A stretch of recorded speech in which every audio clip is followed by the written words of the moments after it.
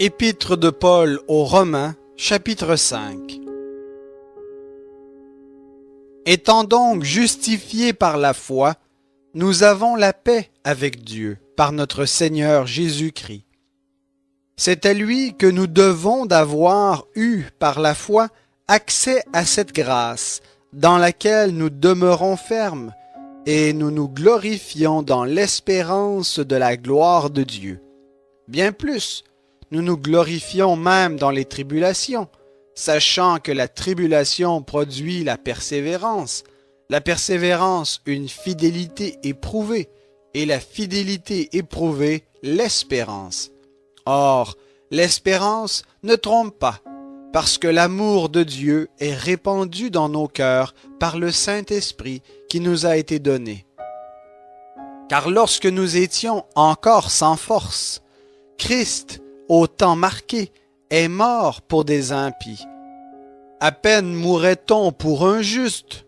Quelqu'un peut-être aurait le courage de mourir pour un homme qui est bien. Mais en ceci, Dieu prouve son amour envers nous. Lorsque nous étions encore pécheurs, Christ est mort pour nous.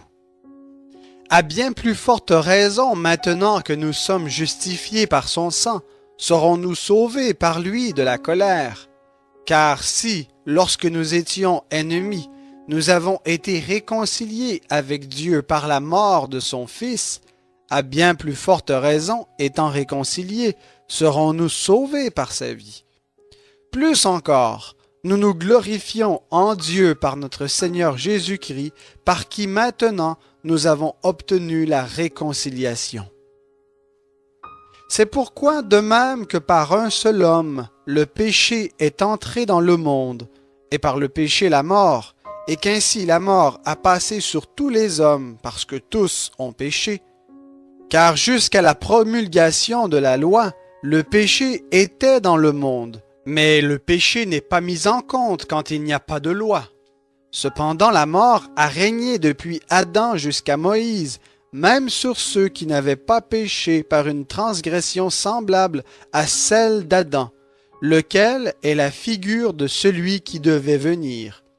Mais il n'en est pas du don gratuit, comme de la faute, car si par la faute d'un seul beaucoup sont morts, à plus forte raison, la grâce de Dieu et le don qui vient de la grâce d'un seul homme, Jésus-Christ, ont-ils été abondamment répandus sur beaucoup.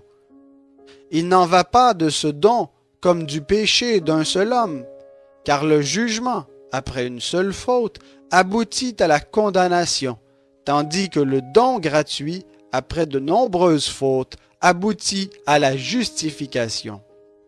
Si par la faute d'un seul, la mort a régné par lui seul, à bien plus forte raison, ceux qui reçoivent l'abondance de la grâce et du don de la justice régneront-ils dans la vie par le seul Jésus-Christ. Ainsi donc, comme par une seule faute, la condamnation s'étend à tous les hommes, de même, par un seul acte de justice, la justification qui donne la vie s'étend à tous les hommes.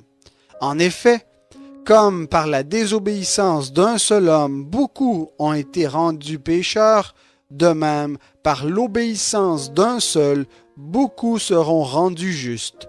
Or, la loi est intervenue pour que la faute soit amplifiée, mais là où le péché s'est amplifié, la grâce a surabondé.